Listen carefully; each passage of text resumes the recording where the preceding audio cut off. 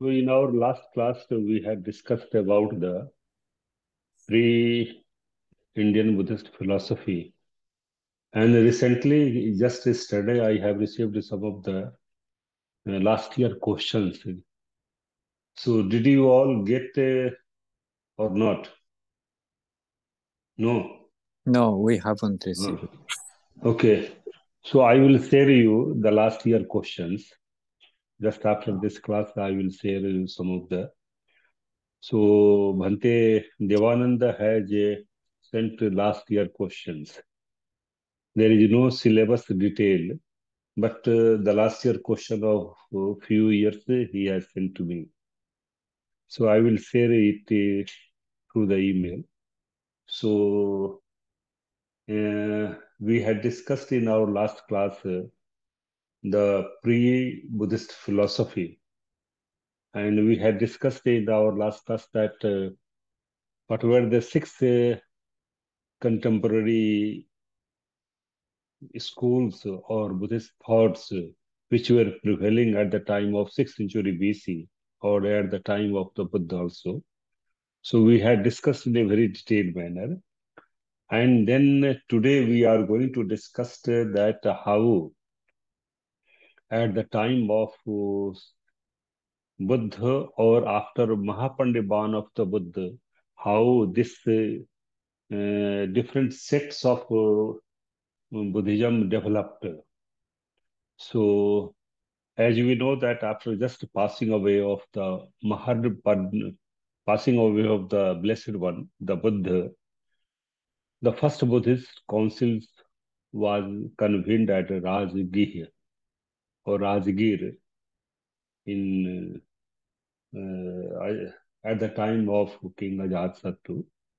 So it was convened and all the teachings of the Buddha were rehearsed. And if you go through the detailed proceedings of this first Buddhist council, we see that what were the main causes of convening this Buddhist council. There were some factors at the time of the Buddha also.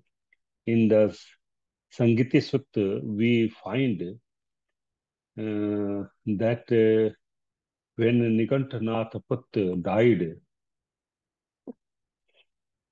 Nikanthanath Put was one of the six contemporary teachers at the time of Buddha also, and Nikanthanath Put is also known as Lord Mahavir. And Lord Mahavir was senior than our Blessed One, the Buddha. So he passed away, and how the differences among the followers of the Lord Mahavir developed, and there were quarreling also.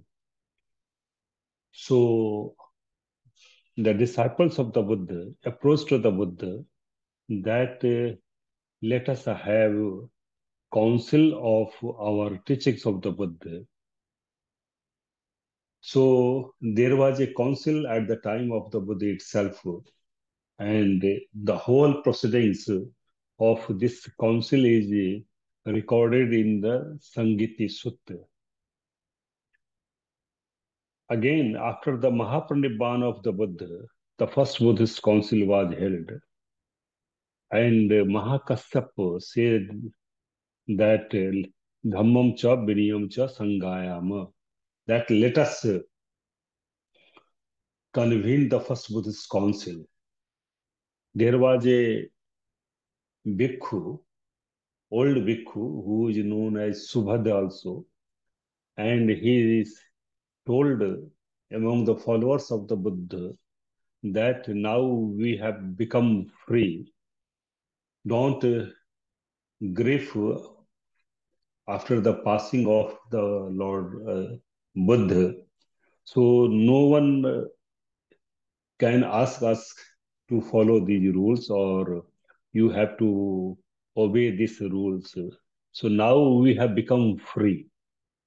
After hearing the words of the Subhadra, Mahakasyapa, who was the elder one, he thought that there will be more quarrelsome among the followers of the Buddha. So let us have a recording of our recitations of the teachings of the Buddha. So he asked all the followers that Dhammam cha Vinayam cha Sangayama, that let us have a council of the Dhamma and Vinaya. So the first Buddhist councils was held at the Rajgir, at the Saptakarni cave or Guha of the Rajgir. And all there were 500 monks who participated in this first Buddhist council. The last person who was admitted in this first Buddhist council was his great disciple Anand. Anand was the last person who became Arhat, and since he was very much close to our Blessed One, he was having the good knowledge of all the teachings of the Buddha. So when he became Arhat after the passing away of the Buddha, he was also admitted among the 500 Asthavirs who took participated in the first Buddhist council. And the Vinay was given to the Upali, Venerable Upali, to all the 227 rules for the monks and 311 rules for the nuns, which are recorded in Vibhanga and that is the Parajika and Pachitya. So whole the all the 227 rules and the 311 rules were recited one by one, and Upali was given the task to recite all these rules, and it was recited.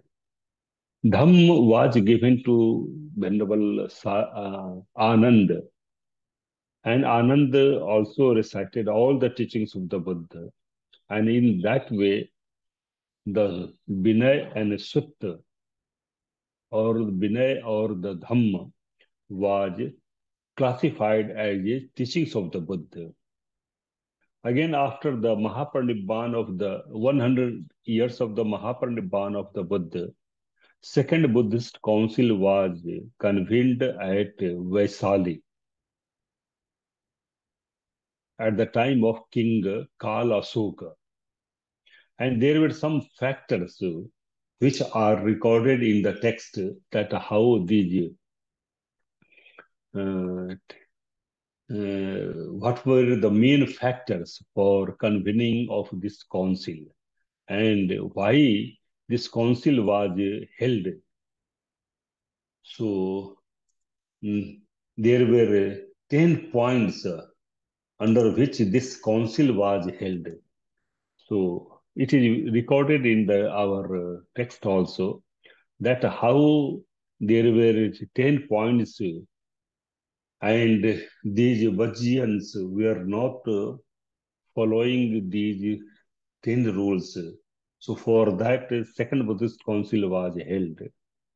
And these 10 points are, namely, that is the Duyang Singalone Kappa, Duyangal Kappa, Gamantar Kappa, then Jaloging Kappa, Amatit Kappa, Avasa Kappa, Anumati Kappa, Achin Kappa, and Adaska Nidisan Kappa, and Jatarupa Rajatar Kappa.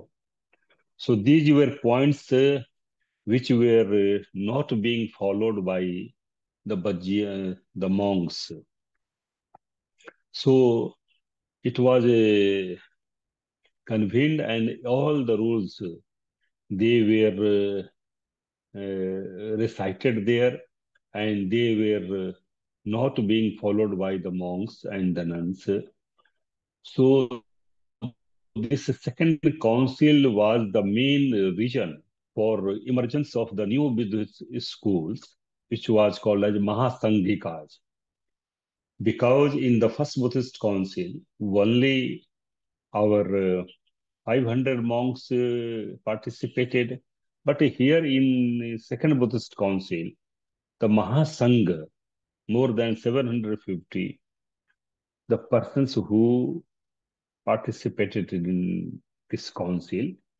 And again, Yes was given the charge of presidency there also. And this council was held at Balukaram, which was a place where this council was held. And 700 bhikshu participated. And Revat was the president of this council also. So these 10 points were put under the chairmanship of our Venerable Revat. And then Revat, after hearing the points of the both sides, those who were following and those who were not following, so he made a committee of the four committees which were given or assigned to discuss all these points, that whether they are worthy enough or not. So these points were discussed by these committees, and then in the same way as it was held in the first Buddhist Council, the, all the teachings of the Buddha were recited, and the whole Vinay and Dhamma and Vinay, that is the Pitaka and Vinay Pitaka, they were recited in that way. So in that way, Buddhavachan is called as a Dham and Vinay. So again, this council continued for more than 8 months, and it is also called as a Sangiti of or Council of Vaisali or Vajjian's Council. So it was necessary for keeping or preserving the teachings of the Buddha to purify the teachings of the Buddha. Again, some of the persons, they did not agree with the resolutions of this second Buddhist council, which the resolutions came out after the decisions of the committees, which were constituted by our Venerable Revat. And this, the great assembly, Mahasangha,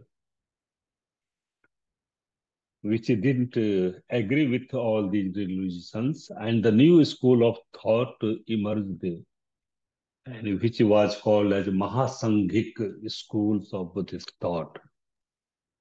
Mahasangha, that there were more persons who were belonging to this school. So this is the main area where this was done. And again, this Second Buddhist Council, it is also called as a third traditions of our council. First Buddhist Council also and Second Buddhist Council also. So these 10 practices which were practiced by our Vajjayans, it was the main, you can say, points. These 10 points were the main factors for convening the Second Buddhist Council. There are so deep ones, Mahavans, and other text also gives account of the proceedings of the council in a very detailed manner. And the result of this meeting led to heretical bhikkhus, and calling a separate meeting also, and they form another school known as Mahasanghika. So second Buddhist was held. So those who were defectors, they convened another council in which more than persons, more bhikkhus participated. And that is why it is called as Mahasanghika, that great number of bhikkhus participated in this. Again, we are quite aware that at the time of King Asoka, Third Buddhist Council was held under the chairmanship of Mugliputra Tissathera, and it was held in Patliputra at the Asoka Aram. Again, this council gives a account of happenings which led to Third Buddhist councils. What were the causes? How many sects which developed by the Third Buddhist council? How there were more heretics, those who were not following the teachings of the Buddha, and what were the main factors for convening this Buddhist council? So, this council was held under the chairmanship of Third Buddhist Council, and again, the first classification of the Buddha Vachan, which was done as a Tipitaka or Tripitaka, namely Vinay Pitaka, Sutta Pitaka, and Abhidhamma Pitaka. The first classifications in the way of the Tipitaka was done in this Third Buddhist Council.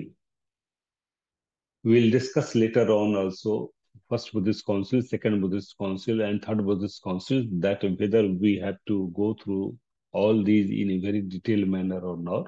But in a very brief manner, we are discussing today.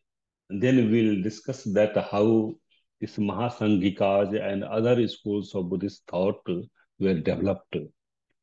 So again, the most important one was uh, outcome of this Third Buddhist Council was that 9 emissaries or missionaries were sent to different parts of the world by King Asoka. Mahendra and Sangmitra were sent to Sri Lanka. In the same way, other persons or bhikkhus were sent to different parts of the world. So in that way, this Third Buddhist Council, by the Third Buddhist Councils, there were 18 Buddhist sects, which were divided into Asthavirvad and Mahasanghik. So all these were at the time of the Second Buddhist Council, all together there were Mahasankhikas and the Asthavirvad. And Third Buddhist Council were all the 18 schools of Buddhist thought.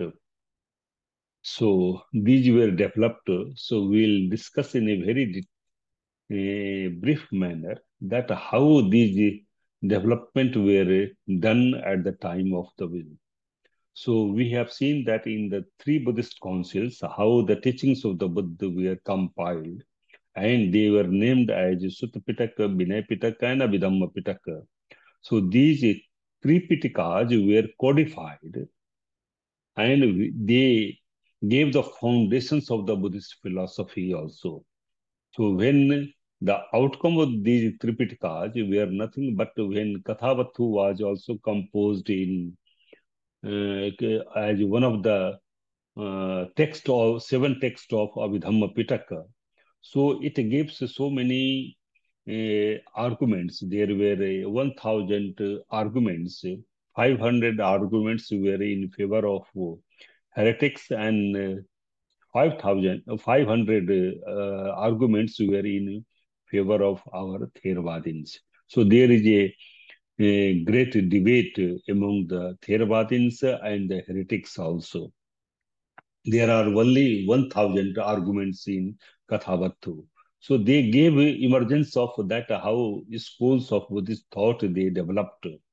So this thoughts of Buddhism developed through continuous attempts of our disciples of the Buddha from time to time, and they determined the true meanings of the teachings of the Buddha. The all 18 schools of the Buddhist thought, by the time of the third Buddhist councils, they were agreeing that with the teachings of the Buddha. There were no any disagreement between the among the concepts related with the Four Noble Truth, Eightfold Path, law of dependent originations, law of karma and rebirth, or nirvana.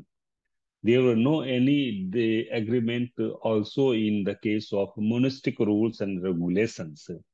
But the thoughts were or explanations and the interpretations of the all the teachings of the Buddha were differing.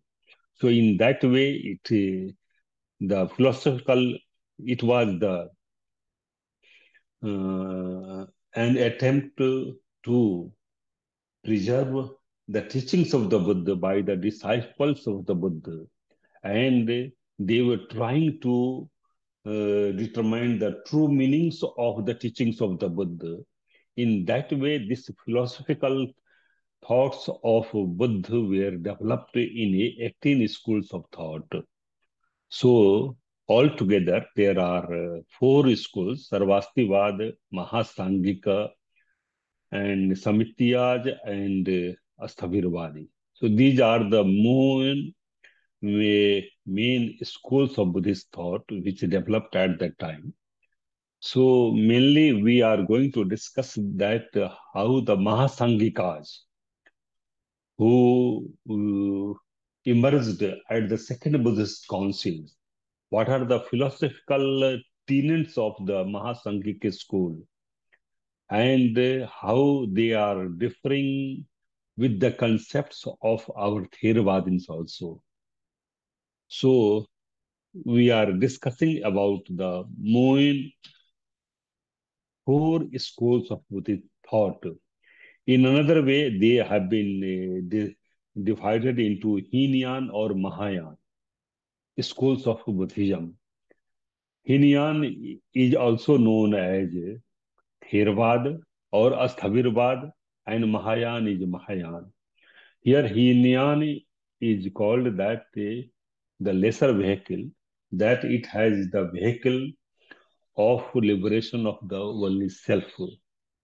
So the followers of Hinayan, they have their objective or the aims for the liberations of the one self itself. In Mahayana, a bodhisattva aspires for the liberation or the freedom from the state of suffering to the state of eternal bliss for all the people first. And then a bodhisattva thinks about himself. So that was the Mahayana, that is the great aim. And here there is a lesser that here a bodhisattva thinks for himself liberation from the state of suffering to the state of eternal bliss. So there were the main four schools of Buddhist thought, namely Madhyamik, Yogachar, Vaibhasik, and Sautrantik. In another way, there is a Sarvastivad, Mahasangika, and Asthavirvadi and Samityaj. These are the four main schools of Buddhist thought. In any way, we can say these are Hinayan, under the Hinayan or Asthavirvad, Samityaj, Asthavirvadi, Mahasangik comes. So there were differences or their mutual disagreements were not as much philosophical as regarding the codes of conduct and spiritual meditational practices. Related with the concentrations or the meditational practices, there were no any disagreement. But how these schools were developed, so this philosophical development of this entire period happened in the form of two independent schools of Buddhist philosophy. They are known as Vaibhasik and Sautrantik. So this is the Vaibhasik was established by our Abhidharma course or composed by Acharya Basubandhu, and Sautrantik, Kumar Lat, and others they have been. So we'll discuss about. So this Vaibhasik schools has also Abhidharma Pitaka, and they also consider that Abhidharma Pitaka is the most authentic teachings of the Buddha. In the same manner, Asthavirvadins, or in Hindyan traditions, in Asthavirvad there is also Abhidharma Pitaka, and they are claiming that all the seven texts of Abhidhamma Pitaka are belonging to true teachings of the Buddha. They are the original utterance of the Buddha also. So on the Vaibhasika school, there are two commentaries or the tikas. They are Mahavibhasa and Vibhasa. So these commentaries were coming under the Vaibhasika schools of Buddhist thought.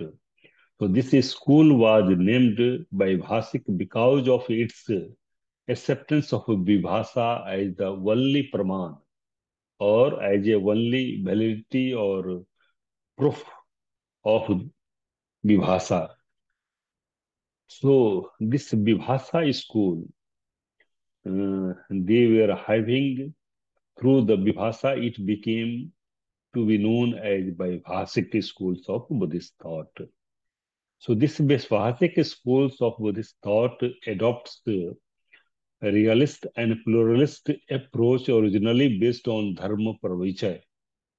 Dharma Pravichay is the investigation of the dharmas. So here dharmas have been put as a roop, chit, chaitasik and chit viprayukt dharmas. So these are the classifications of the dharmas in Vaivasika schools. So this investigations through the four classifications, namely chitta, consciousness, chaitasic, psychic factors or mental factors, and rupa, material qualities, and chitta viprayukt dharmas. So these are the main investigation of the our this is called Vibhasika. But in the case of Sautantrikas, Sautantrikas are called Sautantrikas because they are considering only sutras as a real one. We have seen in the case of Vaibhasika, they consider Vibhasa as the only Praman or the real one.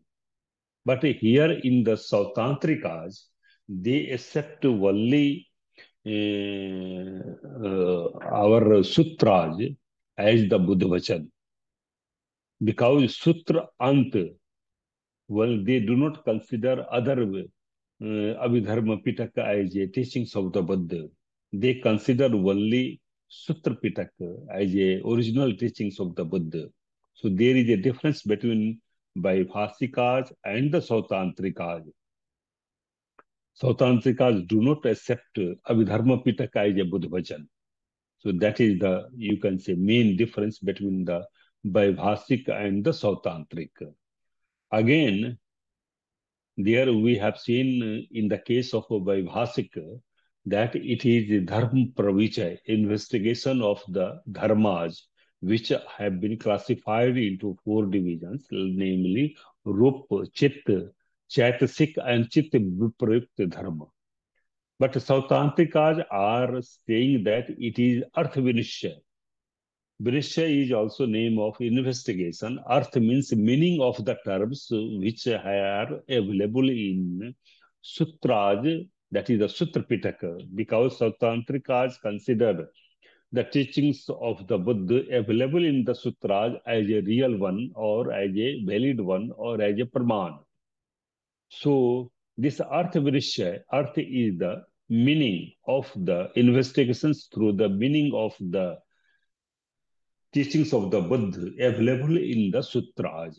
So this is the main core teachings of the Buddha of the Sautantrikas.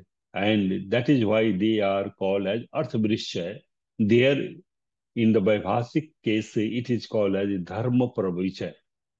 So this Sautrantikas also consider Sutra Pitaka as a real one. We have discussed as a Praman also. So in the later, we are having other philosopher or acharyas, namely Dinnag and Dharmakirti. They also developed logic and epistemology.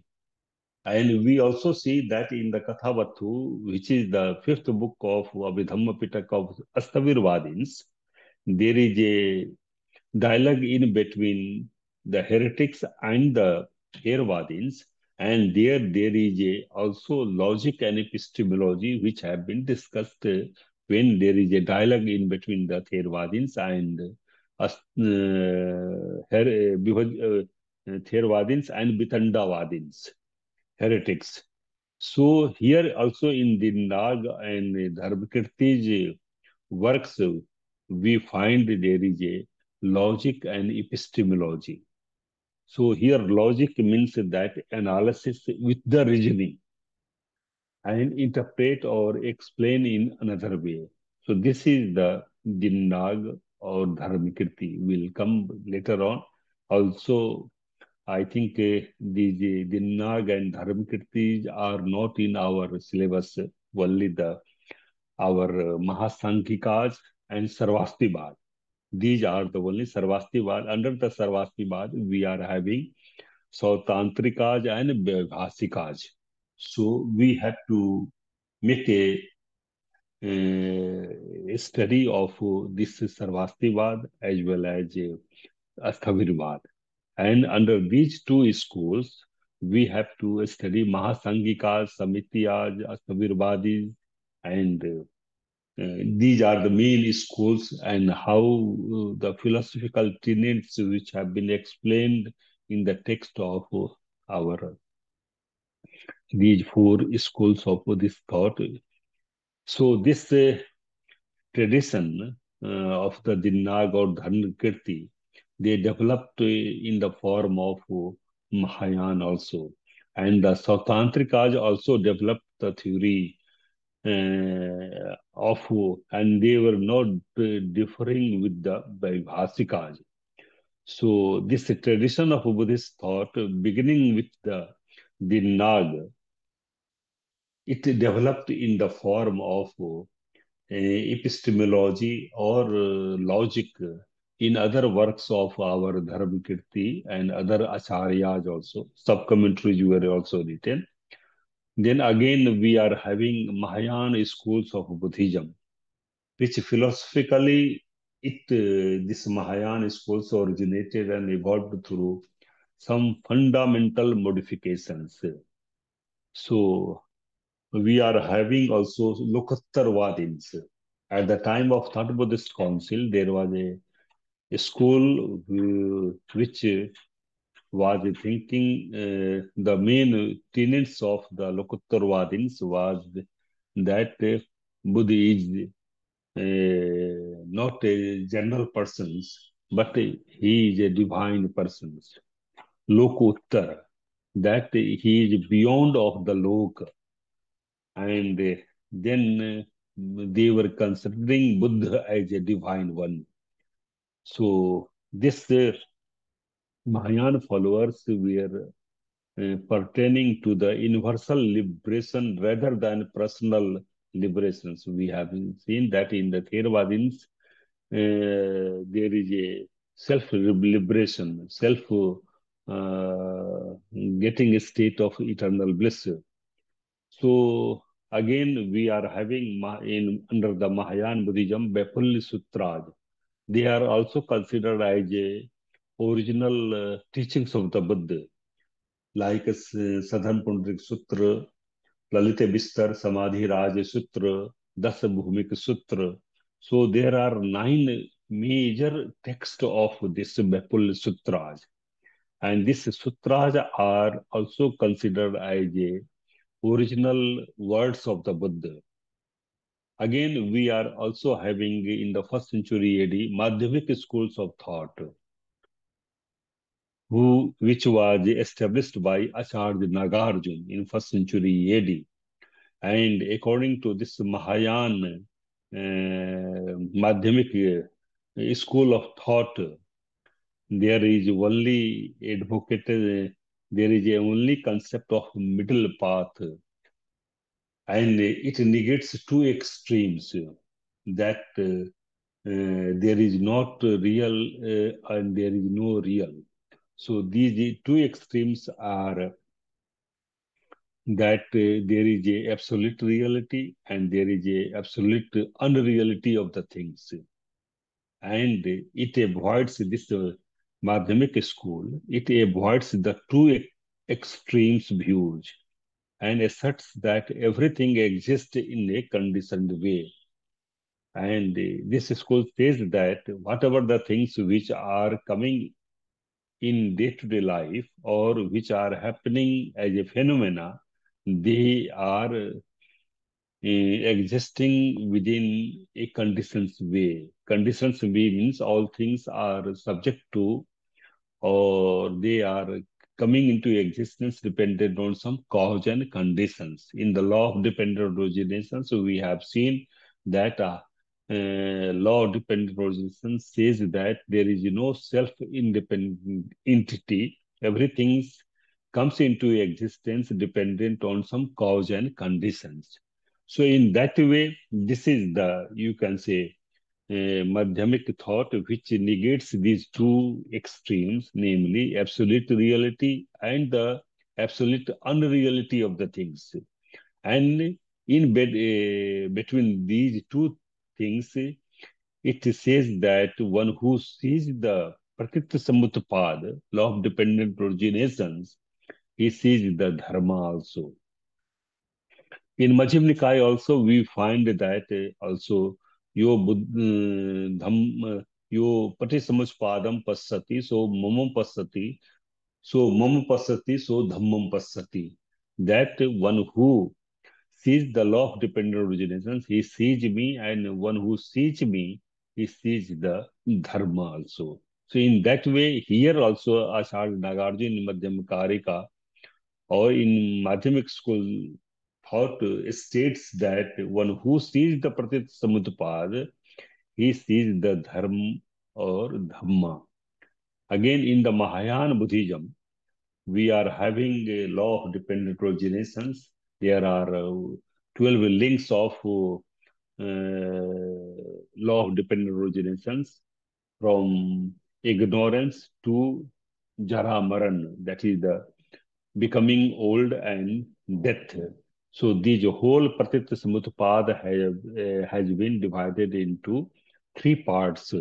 That is the past life, present life, and the future life.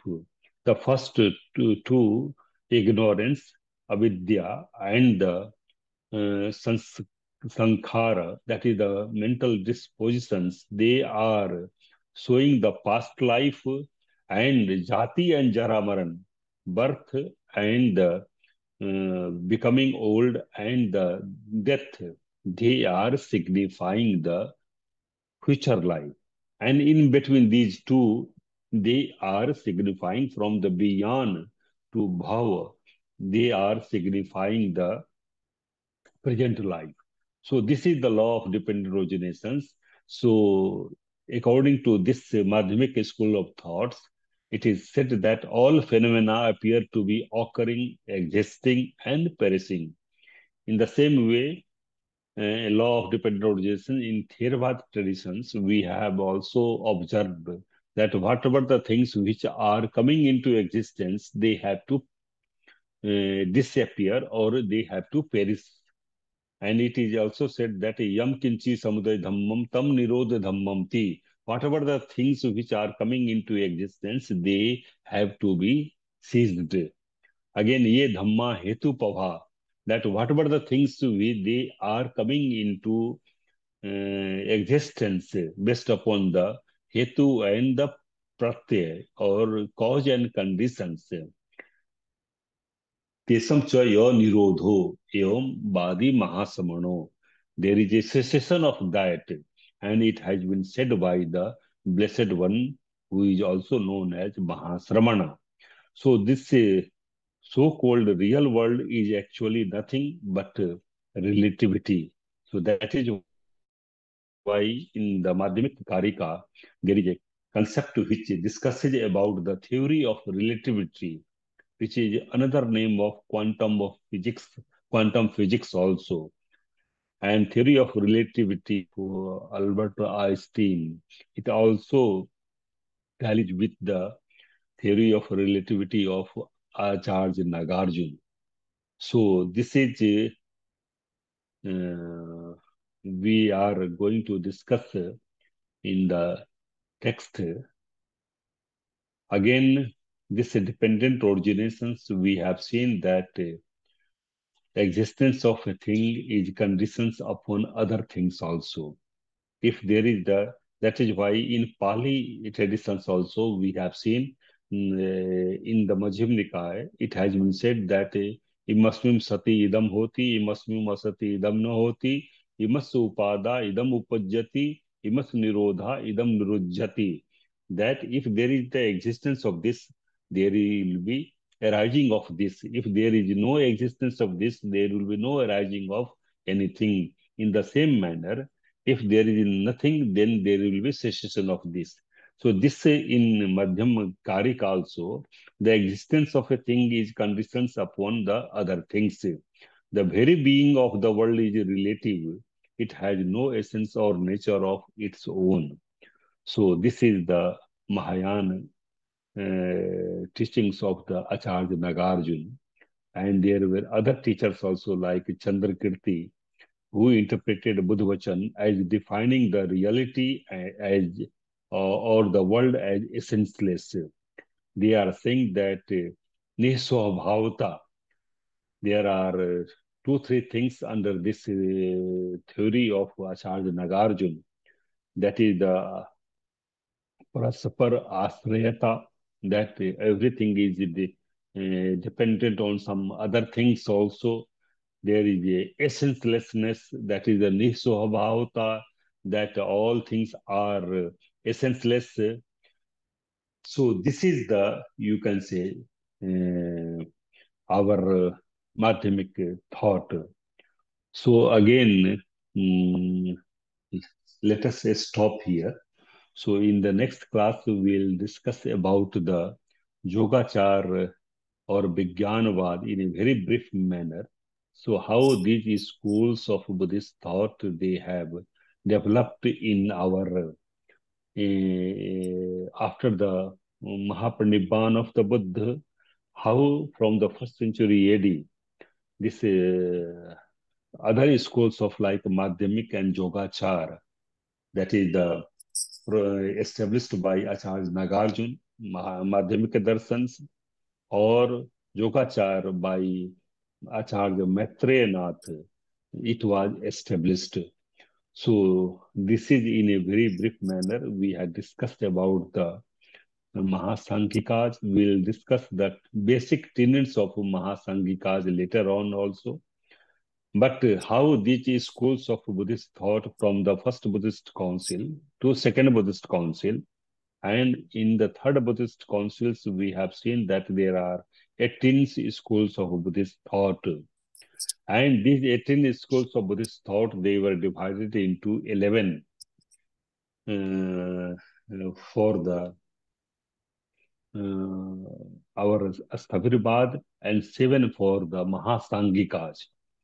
And these Mahasangikas were developed after the second Buddhist council, since they convened the another council after the second Buddhist councils, and the great number of monks participated in that council, and that council was called as Mahasangik, Sangiti, and the followers of this school is called as Mahasangik.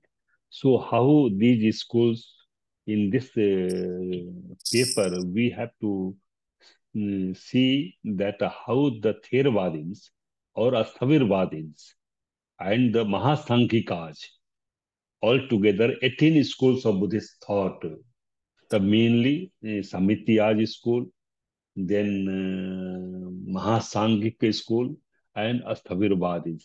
We have to make a philosophical teachings of the Buddha. So if you have any question, you can ask related with this. Then we will come to our in the next class, Yogachar established by or Vijnanavad established by Acharya Maitreyaнаth, and other Buddhist schools in a very brief manner. Then we will come to the main point, the Theravadins, that what are the theories related with the Pudgal or personality which have been discussed in the Theravada text, namely Kathavattu and the Puggal Panyati, as well as in other texts like Milinda Pahion also. And then how it has been also discussed in the text of Mahasamitiyaj also, or Mahasangikaj also, how they are having a concept of personality, and how they are considering a permanent entity in the personality of a being. B- Asthavirvadins do not accept a permanent entity or a soul in the personality of a being, but Mahasangikas or Mahasamityas, they have a concept of a permanent entity in the personality of a being. So we'll discuss in our next classes also that how the objects are being cognized by our mind, how in Theravada traditions as well as in the Mahasanghikas, especially the Mahasamitiyas, how they are considering about the perception of the objects, how objects are being cognized. Okay, so if you have any question, you can ask. I Professor, will send. Uh, uh, there are four schools of Buddhist. There are hmm, four Buddhist schools. They are Madhyamikas, Yogachar, and Sautantrika and by Bhasikas. Vaibhasikas.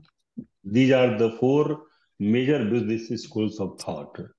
But later on, the Mm, we have also seen that there are 18 Buddhist schools of thought which emerged by the time of the King Ashoka, Third Buddhist Council. So, out of the 18, 7 are belonging to Mahasanghikas and 11 are belonging to Asthavirvad. Among the Asthavirvad, there is a Samitiyaj also. The new concept of Samitiyaj developed there, and this Hemantak. So there are 18 schools of Buddhist thought which are differing with the Asthavirvadins also. Out of the 11, there is a Theravadi school also. And out of the Mahasanghikas, which are 7, the other schools like Sarvastivada, out of the Sarvastivada, 2 schools developed, namely by Bhasika and Sautrantika. There are 2 schools which emerged from there.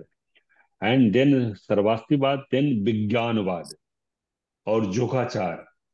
This school was established and they were not accepting the thought of our.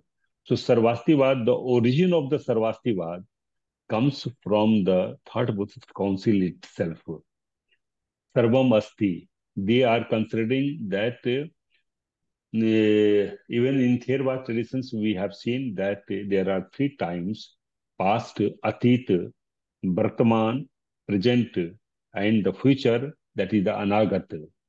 But here Sarvastivad says that whatever the happening in the present time, that is the only real Sarvam Astiti Sarvastivad. Others are not past life and the future life. The events which have happened in the past or which will happen in the present, the future time, they are not real. Then again, Vijnanavad also developed.